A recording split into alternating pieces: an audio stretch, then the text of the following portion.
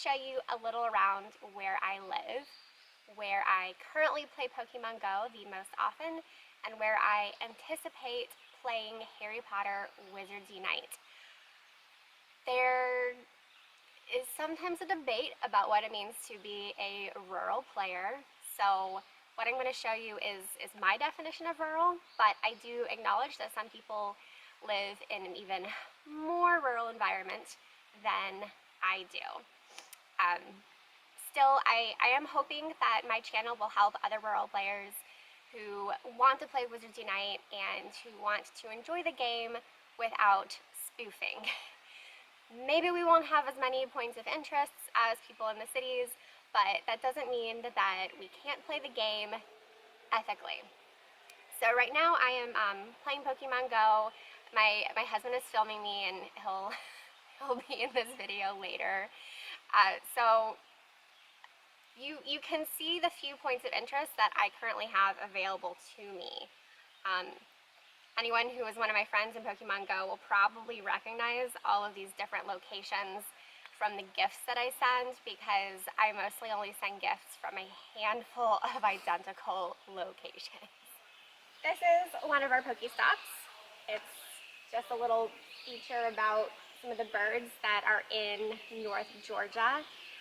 The location is not exact, which I'm sure is a global problem, but the problem can be worse in rural areas, as I will show and explain later.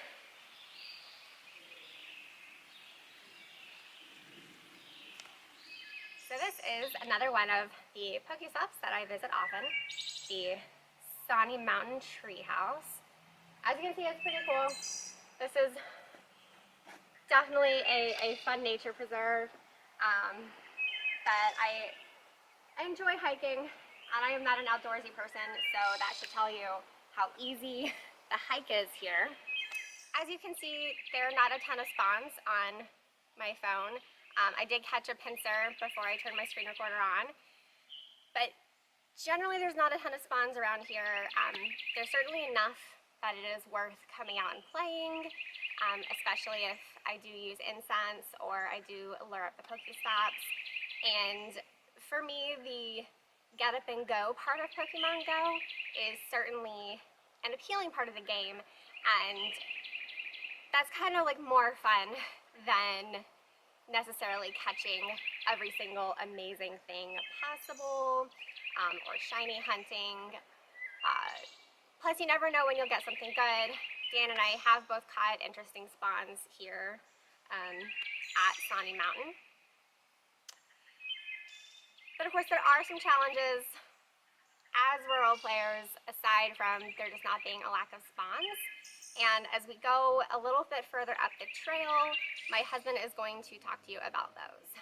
Seeing a Skarmory in the wild is a pretty big deal. I can't even remember the last time I saw one of these. It might have actually been in Colorado last summer. So that should show you just kind of what we mean by not a lot of spawns, not a lot of variety. It's not as though a Lapras is gonna show up in our house. So, okay, I got it on the first throw. That's always fun. And my husband is certainly excited because I think I've actually caught more Skarmories than he has. Well, we've hiked a bit. It's nice to take a seat down at a bench. This bench used to be a Pokestop. Unfortunately, it used to be located way down there, where it is not safe, accessible, or allowed to progress off the path. So it wasn't frequently used. But as more Pokestops got added, this one became a gym, which again was inaccessible. So only spoofers could get to it, or people wandering through the woods, which they're not supposed to do. And it was a problem, and we reported it a couple times. Unfortunately, rather than relocating it to where the actual location of the bench is, they just deleted it entirely, which is unfortunate. They did move it so that now at the top of the mountain we got an extra gym, but there's 2 gyms up there, and unfortunately it's a good hike from here up quite a bit of a mountain, and if there's an ice raid up there, you're not going to hike all the way up there to find that there's nobody waiting for you at the top. So unfortunately those gyms don't get a lot of raiding attention. A lot of people still like to battle it and leave their Pokemon in there just to say they conquered the mountain.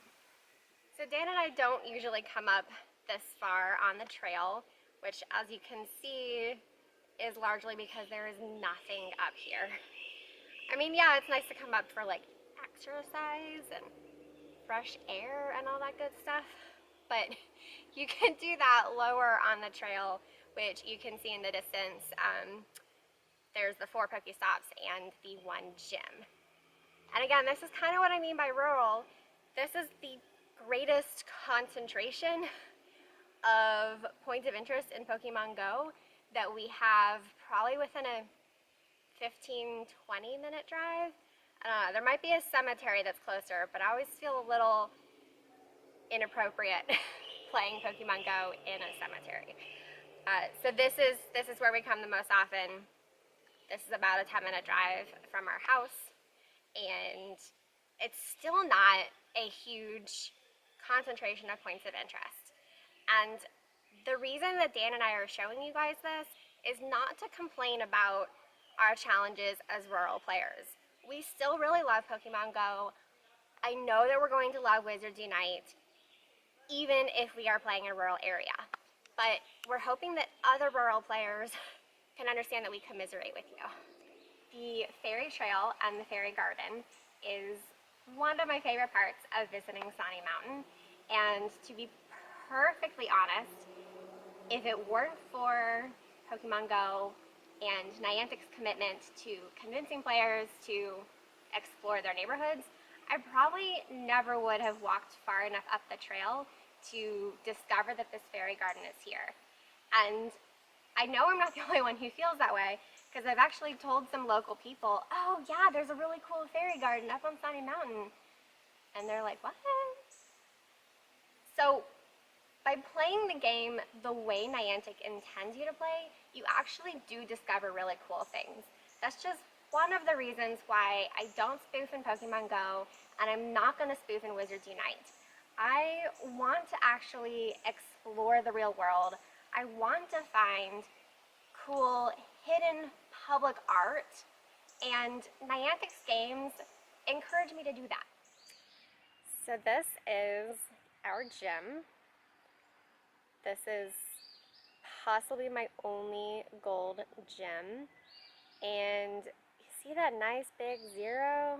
Yeah. Get used to seeing it in rural areas. Yeah, we can pretty much unless it's community day or like a special bird day or whatever, we can only do raids that can be taken down by the 2 of us together. So luckily we can take out an Absol. One of the nice things about Wizards Unite is that the fortress system is totally different than the Pokemon Go gym system.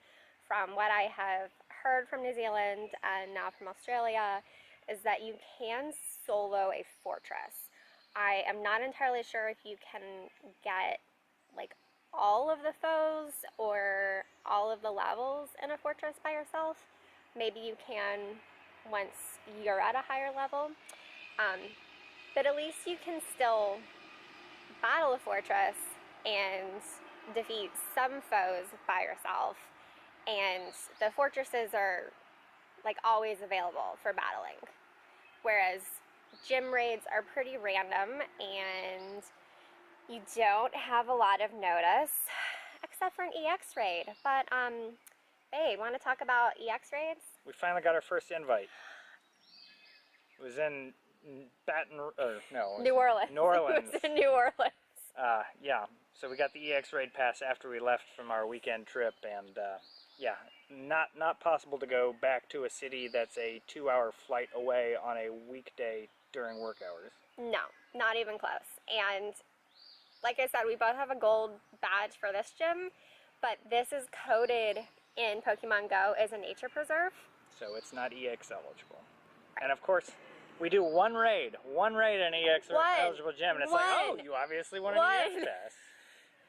And we finally get an EX pass, and it doesn't matter. Yeah, which is really unfortunate. We play a lot in my hometown in South Carolina, and I don't know if we just haven't played in an EX gym yet, or if we just haven't gotten a raid pass. If we just haven't qualified. I don't know. But you would think that we would get one in my hometown by now because we do play there a lot.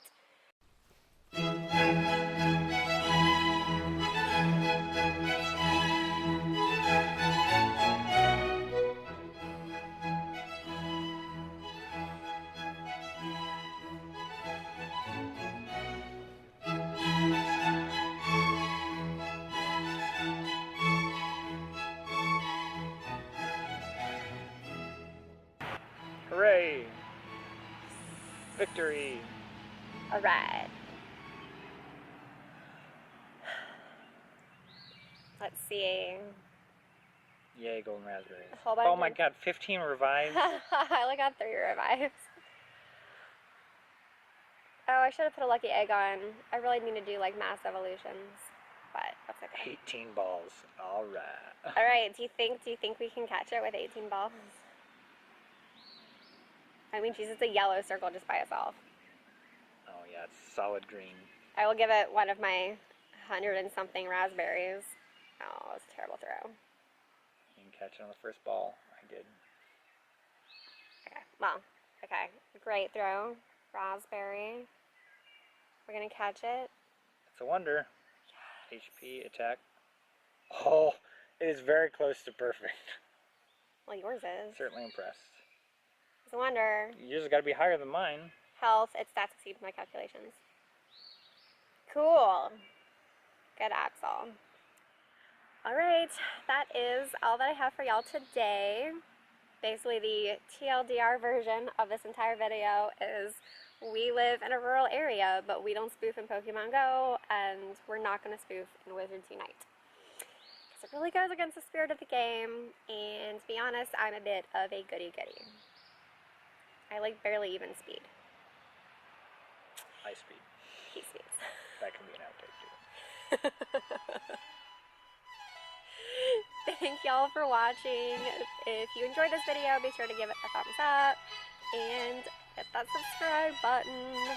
Until next time, au revoir, witches.